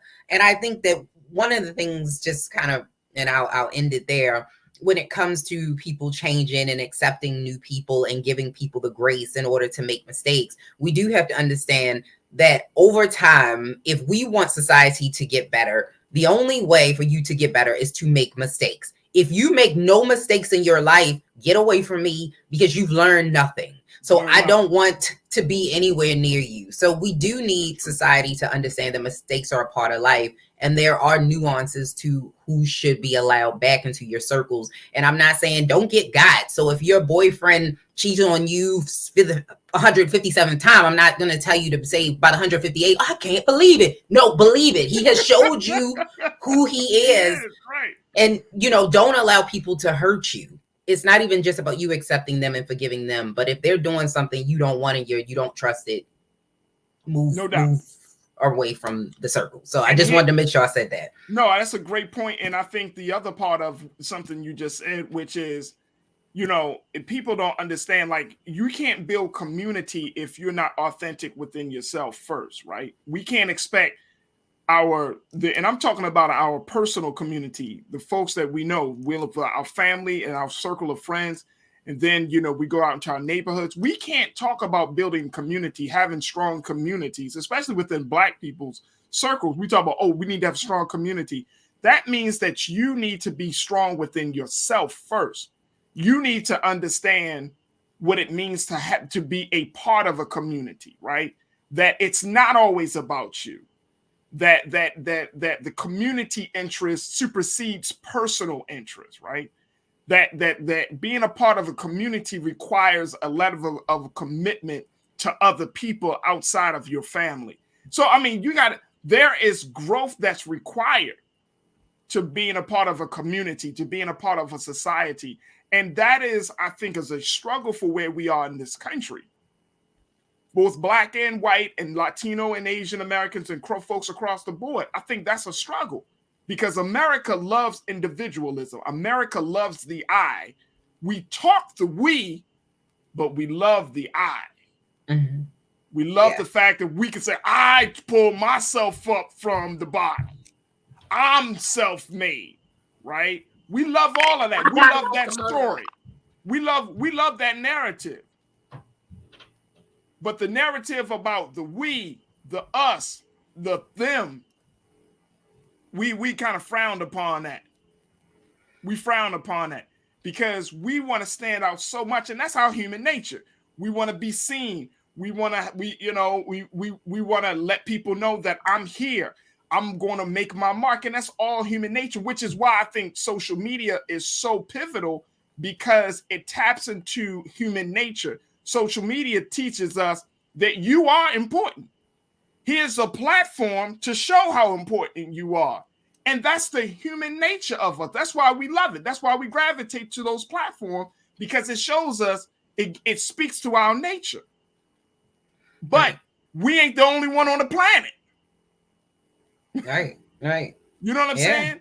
And when we make mistakes or when we change and evolve, we have an expectation that people are going to give us, as you said, Lise, going to give us the grace, right? I don't want to be judged for what I said 20 years ago. Now, I hope that there is some growth. I hope there's some consistency. But if I said some dumb stuff 20 years ago, please forgive me.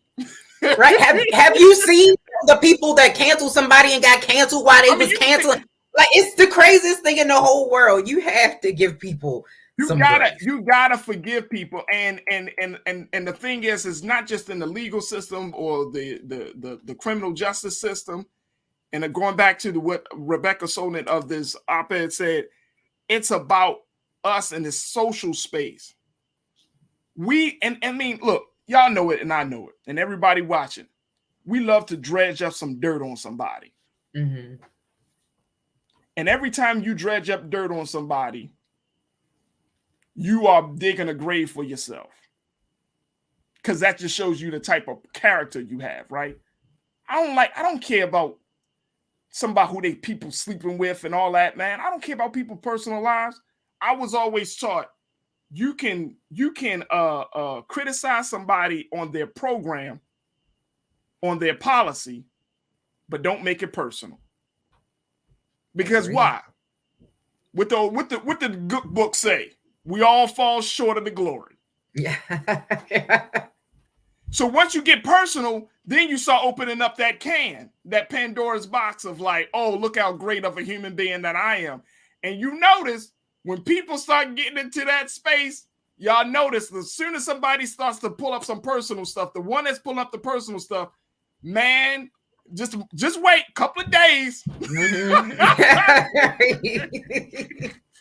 And I mean, that's just a terrible thing of our culture. We just love dirt, man. We just love it to the point that we just always want to remind people of where the crap that they came from. Oh, you could be great, Lise. They'd be like, oh, Lisa's on TV. Lisa's doing that. But remember, Lise, when you was wild back in the day, girl? You'd be like, this mother.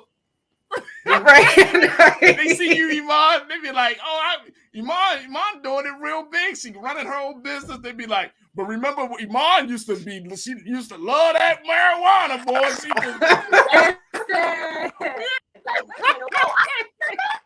it's always a joke who want to remind you of what you know what I mean, of your shortcomings, man. Right. Right. Give people grace. Give people grace, man. All right, look, we got to take a quick pause. When we come back, let's talk about Viola Davis and her response to the critics that are not giving her no grace for her portrayal of Michelle Obama. Stay with us. It's The Culture on the Black Star Network.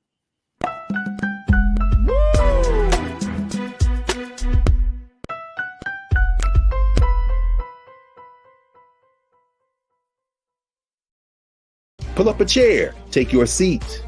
The Black Tape with me, Dr. Greg Carr, here on the Black Star Network. Every week, we'll take a deeper dive into the world we're living in. Join the conversation only on the Black Star Network. Don't you think it's time to get wealthy? I'm Deborah Owens, America's Wealth Coach, and my new show on the Black Star Network focuses on the things your financial advisor or bank isn't telling you. So watch Get Wealthy on the Black Star Network.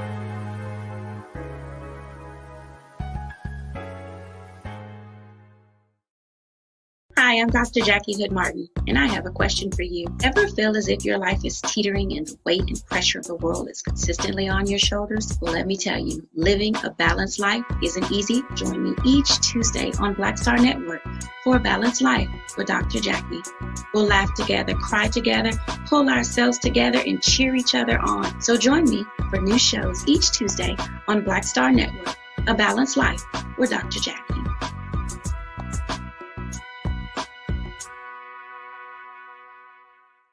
It's time to be smart.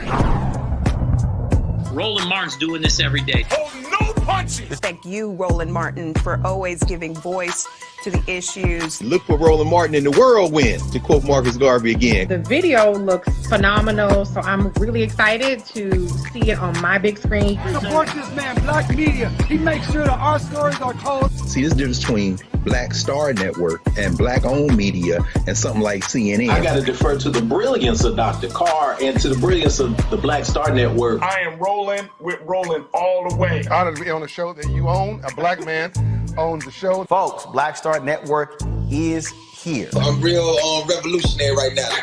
Roland was amazing on there. Hey, Black, I love y'all. I can't commend you enough about this platform that you've created for us to be able to share who we are, what we're doing in the world, and the impact that we're having. Let's be smart. Bring your eyeballs home. You can't be Black-owned media and be scared. You dig?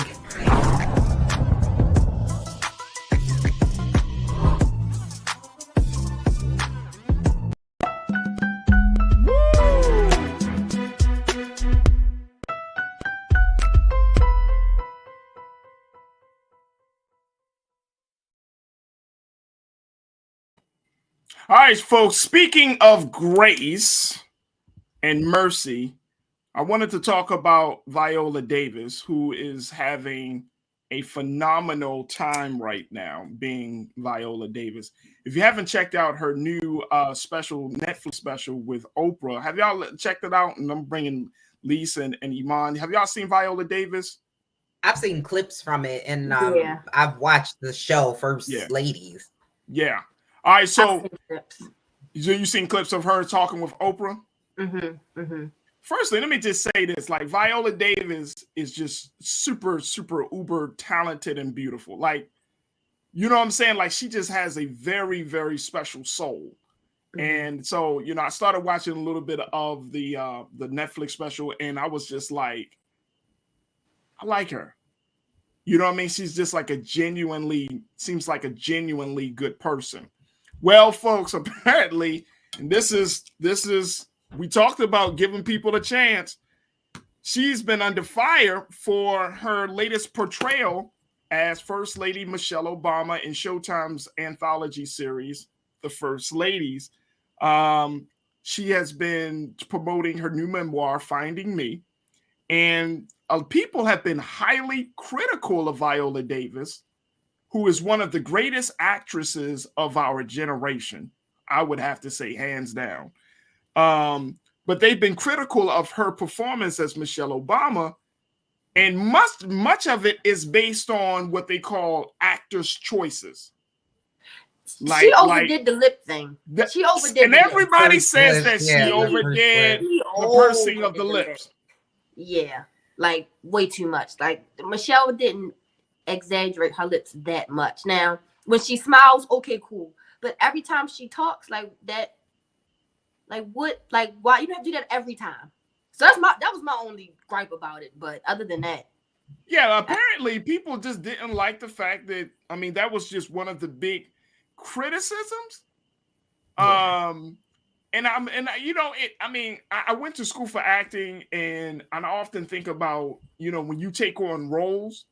And she said this, and Viola Davis said this. She said it's almost impossible to portray a person that's one that is so well beloved, and then two that's still living. Yeah, like with Michelle Pfeiffer, and I forgot the other actress name that played in the show. Mm-hmm. You're talking about people that are dead, right? But now you're playing Michelle Obama, who is walking around, is alive. You know what I mean? So you're going to be very, very critical of that. And she said she just makes some choices. But in response to some of these critics, this is what Viola Davis had to say. Check this out. She put it out there. She said, how do you move on from the hurt from failure? When she said people always coming at you and being very critical about your work. She said, how do you move on from that? She said, but you have to. Not everything is going to be an awards-worthy performance. Critics absolutely serve no purpose. And I'm not saying that to be nasty either. They always feel like they're telling you something that you don't know.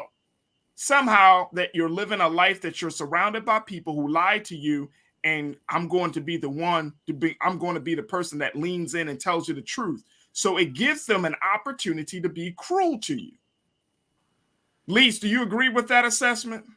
I mean, I do. I think feedback is much more constructive because at least you're telling a person how to fix it. But when it comes to you being in the limelight, I think this is a part of the job. She said that too. Like, it's a part of the job. When you are acting, people are going to critique you. They're going to say, you know, you should have did it this way and that way and this way. But if you understand that most people will never act in their lives. They can tell you that, but it's hard for you to understand how you would do that without actually doing that. If you've never had to play someone or portray a character, especially like she said, a living character, because no one knows if Gillian Anderson is the one that played Eleanor Roosevelt, right. If that's maybe she doesn't quite talk like that, or maybe her teeth didn't quite look like that, or we don't know because none of those people, they're all dead. So nobody can say, hey, that's not how that's supposed to be. So I understand from her perspective how difficult that is. And I agree. Feedback, yes, but this is also a part of the job if you want to be a big A-list celebrity. That's what she said. She said getting criticism, Iman, is what she calls occupational hazard. Right? Like that just comes up. It just comes along. Anytime you do anything in public, be prepared to be criticized. Yeah, you can't that's anything. Everyone. Yeah, you can't satisfy everyone. No. At all. So they're going to continue to criticize it, but they have to understand also the pressure. Michelle Obama is like Michelle Obama. I know. Like it's Beyonce and then Michelle. So that's a lot to portray. Like I said, she's still alive. She's still her book tour. That was phenomenal. Everybody loved her. So it's a lot of pressure. It's a lot of pressure. I know I couldn't play Michelle Obama. I know for a fact I couldn't imitate Michelle Obama. Even just in the way she talks and how she walks. Like, you have to study a person, literally study another human being and be that other human being as much as possible. That's a hard job to have. I mean, look, let me tell you something. Acting is already hard enough. Acting a real life person is actually super, super hard. Mm-hmm. But then to get the pivotal moments, to really get those pivotal moments, it's going to be. And look, check this out. Y'all remember the movie Southside With You? Mm-hmm. Oh. Did you see it, Lise? Uh-huh. When the brother that played Barack Obama, Parker Sawyer, he's in P-Valley now. Is he? Yeah, he's in P-Valley. Okay. Yeah. Okay. I can't hear. All right, we can hear you now. We can hear. We can hear you. She can't hear us. She can't hear us. She can't hear us. I can't help Iman right now. I can't help her right now. We're gonna try to get her very fluently for us. She's good. Yeah, she's good. We're gonna try to get your audio straight. But in the movie Southside With You, Tika Sumter played Michelle Obama, the young Michelle Obama. I don't remember Lise people grilling her as much as they're grilling Viola Davis for her portrayal. Right. I think it's because Tika didn't necessarily try to embody Michelle Obama. She was just portraying Michelle Obama, where I think Viola Davis was trying to... What's the difference? So she was being Tika in the role of Michelle. So she didn't change her voice. She didn't change her, a lot of appearance about herself. She just was playing a role, where I think with Viola, it was more of, I want to really embody what it feels like in order to be Michelle. And those are the mannerisms that Michelle has. And Michelle Obama knows Viola Davis. So I think if she was upset by that, I think she would say, hey girl, wait a minute now. I don't be doing that all the time. But she didn't do that. And she actually got a chance to sit down with Michelle and talk to her. And even if you listen and you have watched the show, you can hear that Viola Davis, although her voice is deeper than Michelle, she's trying to even speak like her. Like her, you can hear that she's using the same vernacular, and she's trying to embody that character, and that's not what happened in the other film. And it's interesting because it was reported by The Root. It was reported when Viola Davis was asked, what does Michelle Obama think of your performance? She said, quote, I don't have any personal contact with Michelle Obama. Oh, I thought she knew her. No! I could have sworn they had been in the same place together at some point. Lise, I thought the same thing. Then when I read that, I was like... But even so, you don't think Michelle would have reached out? But even if that's the case, you don't think Michelle Obama... Right, she knows Oprah, but you don't think Michelle Obama would go in her DMs like, hey girl, hey, no. What? Like, I don't know. That's a no. Michelle can get... The president of the United States or former presidents can get phone numbers really scary. Like if they want your phone number, they can get it. Oh, so no, that's we know that. No, I mean, look. It's not like Viola Davis, an A-list actress. Viola Davis is friends with Oprah. Oprah knows Michelle Obama.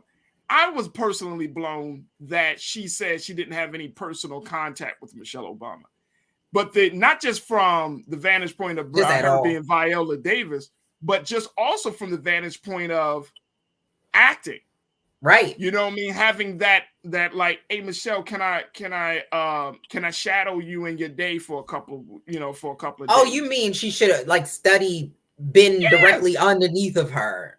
Yeah. Oh, okay. I think for the new edition, that new edition documentary, Bobby Brown and that's what I was going to say.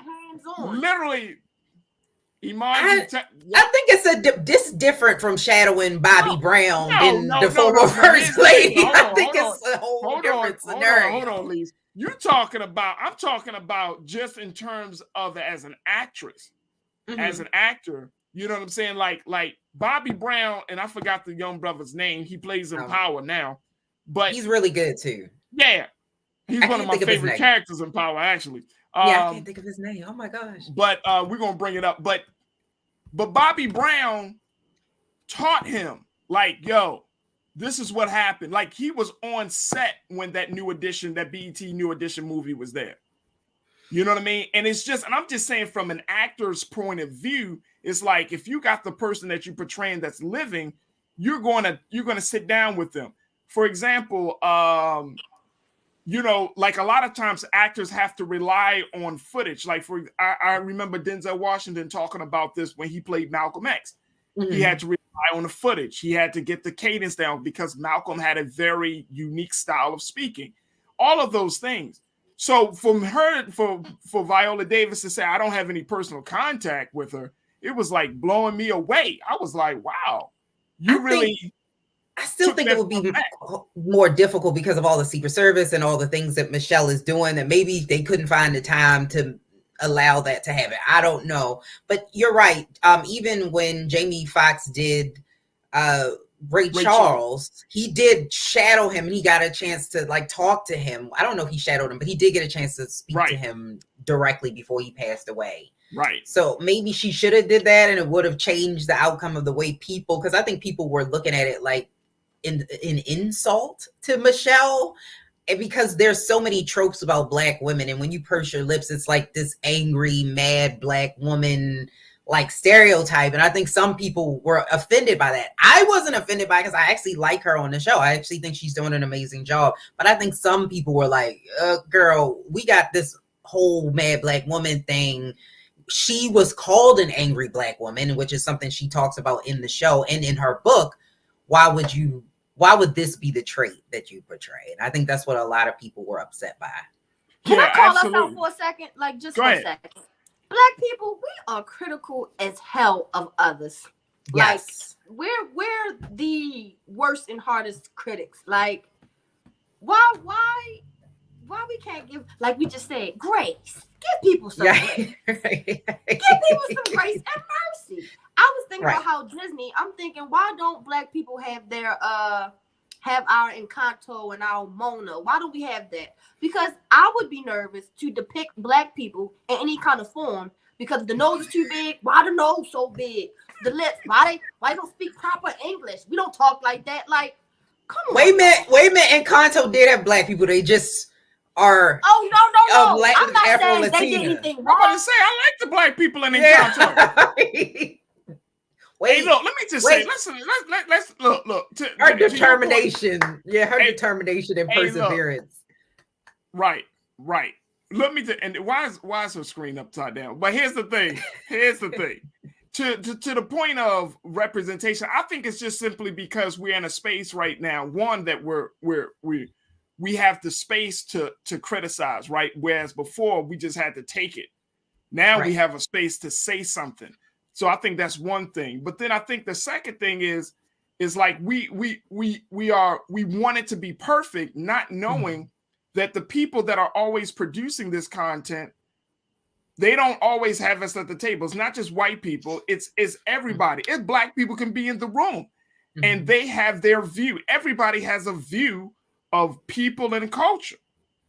And I think that's the thing. Like, for example, you bring up, she brought up, Black people in Disney films. Disney put out a movie called Soul.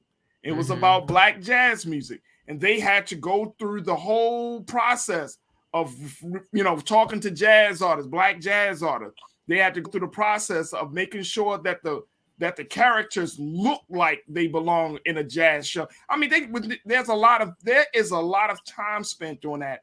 And I think that it's just about us wanting to be represented properly on film. Now, I mean, look, you gotta trust your artists too. You have to trust your artists, and I think, to Iman, that's to your point. You have to trust your artists. Viola Davis hasn't done anything in her catalog of work to depict Black women less than. She comes to the table with a catalog, with a body of work to show that she takes great care and she's sensitive in time in her artistic choices of portraying characters. So we rip her apart like she a brand new, actress. Yeah. It's like Viola Davis is like she don't have years in. She played in Fences, right? Like she didn't kill How to Get Away with Murder. I mean, come on. She killing people with the style and on camera. She killing people. Right. Look, I'm with y'all both though. Give the sister some grace, man. Like, that was an artist's choice. Let it ride like that. Like, unless Michelle Obama comes out with a statement and say Viola Davis has portrayed me the worst in history, which I doubt she will do. Not publicly. She might come to over, but not publicly. She might call a homegirl and say, "Listen, I don't know what she was doing, but check this out." She might call a homegirl. She might call a homegirl. She's tasty. All right.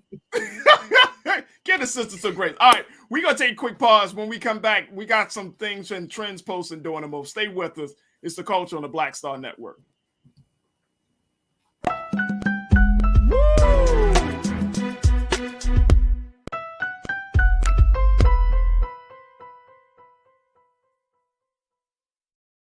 Hi, I'm Dr. Jackie Hood Martin, and I have a question for you. Ever feel as if your life is teetering and the weight and pressure of the world is consistently on your shoulders? Well, let me tell you, living a balanced life isn't easy. Join me each Tuesday on Black Star Network for A Balanced Life with Dr. Jackie.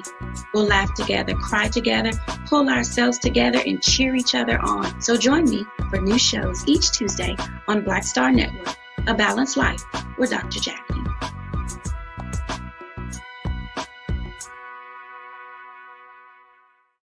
Don't you think it's time to get wealthy? I'm Deborah Owens, America's Wealth Coach, and my new show on the Black Star Network focuses on the things your financial advisor or bank isn't telling you. So watch Get Wealthy on the Black Star Network.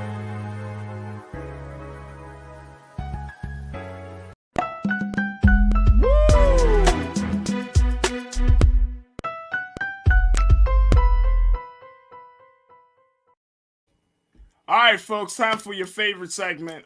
We bring you up to date on stuff that is happening in the metaverse. we have to talk about it. All right, look, ladies, I don't know if y'all saw this. Just very quickly, Chris Rock's mom finally came out to say something about the slap. Mm-hmm. She said when he slapped Chris, he slapped me. He slapped all of us. Now, Rosalie Rock, who is a author, she's a motivational speaker. She was just making the point that she's expecting even harsher punishment on Will Smith for the slap. I don't think there will be any harsher punishment. I mean, he's already faced so much backlash. Movies have been canceled. He's can't go to the Oscars. I don't think anything else is going to happen on a Hollywood standpoint, and unless Chris Rock can find a way to sue him, I don't see anything, unless maybe he's planning a lawsuit. I don't see anything else that would happen. But mommy looked good, because Chris Rock is 57. Mommy looks amazing. Mom did look amazing. Rosalie, it was Miss Rock. She said, "Hey, he slapped all of us," and that, there she go right there. Mom looks good. She got grown sons. Yes, everything. So she made that point. She also made the point that when your wife gives you the side eye, you felt like you had to do something. Like, Mom, come on, mother. Yeah, leave it be, mommy, leave it be. Let it die. Let it die. Black mothers ain't gonna let that slide. No, black mom gonna let that slide. But you know what? It was in Baltimore here where Chris Rock gave. That was such a good show. He gave more response to it, where he said that he's still recovering, or healed from the nicks and bruises, but he's good. He said that while performing here in Baltimore last week. Yes. Good show. Great show. Yes. Hour and a half worth of, and that was it. He said at the top of his set, and then he did his regular hour and a half set, and that's what it is. So we will see. But I know the Rock family they still trying to keep that gravy train going. Okay, Farajii. Today it was announced that Vice President Kamala Harris has officially gotten COVID-19, folks. Have you heard about this? As of right now, the vice president, she was certainly vaccinated, and she was double boosted as well. But she has gotten the virus, and she hasn't been considered to be in close contact with the president. And so she put out a statement saying that she tested positive for COVID-19. She has no symptoms and will continue to isolate and follow all the CDC guidelines. So you're telling me she has the vaccine and the boosters, but still got COVID? Look, that's the time. That's the place we are with this vaccine. That's all I can say. Right. But that's the same thing with the flu vaccination, and pretty much every other. It stops you from dying and getting more severe, not necessarily stops you from getting it. That's why the flu and the different strains. Yeah. I'm not going to do this today. Let's just go. What you got, Farajii? What you got? What you got, Farajii? I'm just saying, like, that's I would just let we not, because I know we gonna go down the rabbit hole. We gonna go down the rabbit hole. And look at Iman was like, out the hole. Iman brought the shovel. Yeah, that's like, all right. Get out the hole. I'm gonna start digging right now, Farajii. Is this the time? Right now? I'm gonna dig this hole, Farajii. It's like, no.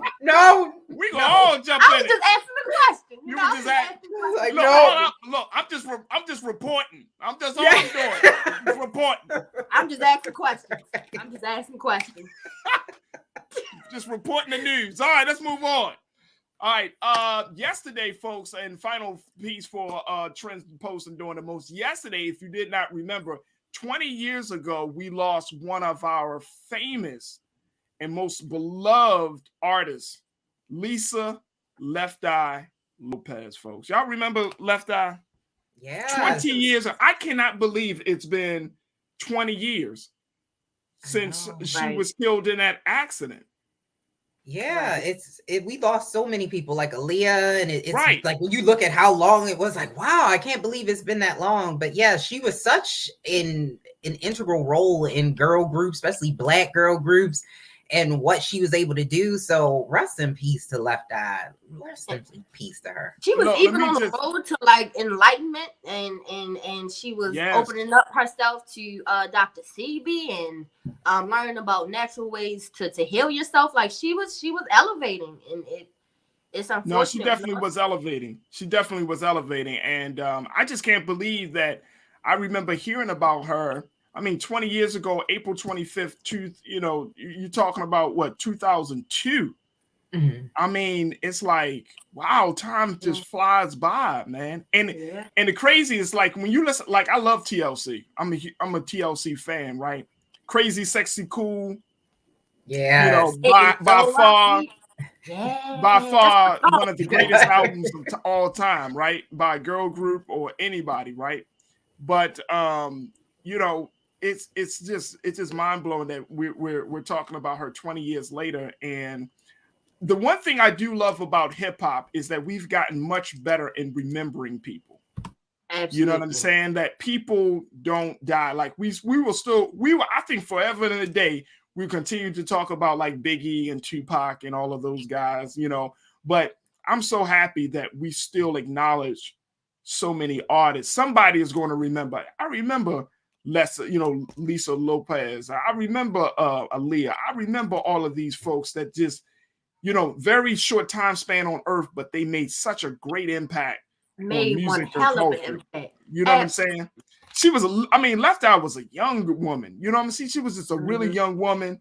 She had some trials and tribulations, but I think that when we look back on her life, it's more good than any of the bad or any of the, the controversial stuff. So absolutely. I just wanted to put it out there. Lisa Left Eye Lopez, man, may you continue to rest in peace and power. We will never forget you. But she was the heart and soul of TLC. And I know Chili and T-Bars, that's their sister, man. They will never forget that girl. They would never, ever forget her. Ever. Yeah, that's putting Band-Aids on and everything. Right. Before Nelly. People still dress up as Left Eye for Halloween. Say it again, Iman. I said people still dress up as Left Eye for Halloween still, so she's never gonna die. That's not even just for Halloween. There's people that's how, man. Look. Left Eye was a trendsetter, and you remember TLC when they first came out. They really like set the tone because they were a black all girl group that were like super dope. They embodied Crazy, Sexy, Cool, and it was like. You know what I'm saying? They made Black people aware of sexual health, especially in the early 90s during the AIDS epidemic. And that was controversial. So I big ups to them for doing that. You remember the condoms in the video and all of that? Yeah, definitely trendsetters. Yeah. I was them. And then, they fall in the same line as Salt and Pepper. You know what I'm saying? Like I feel like those groups don't get enough props for what they've done for hip hop and what they've done for the culture. But I can't think of any girl group right now that can match what TLC brought. And I'm not saying that to throw shade. Like there's been 702. It's facts, Farajii. It's facts. It's just facts. The females not rapping no. They're not, and they're not rapping, they're not singing, they're not just being the type of women that TLC was taking to be. How you go from, being like this, like condoms on your stuff to like, once you get to like, red light special. Yeah. You showing a sexy side of me. I mean, right. I couldn't even watch that video when I was young. I was like, man, woo, Chili, woo. Right. I was a Chili fan, man. I was me too. Love me some Chili. Oh my goodness. Chili fan. When Usher came out and said I had Chili's baby, I hated Usher. I was like, not hating Usher. I was hating Usher.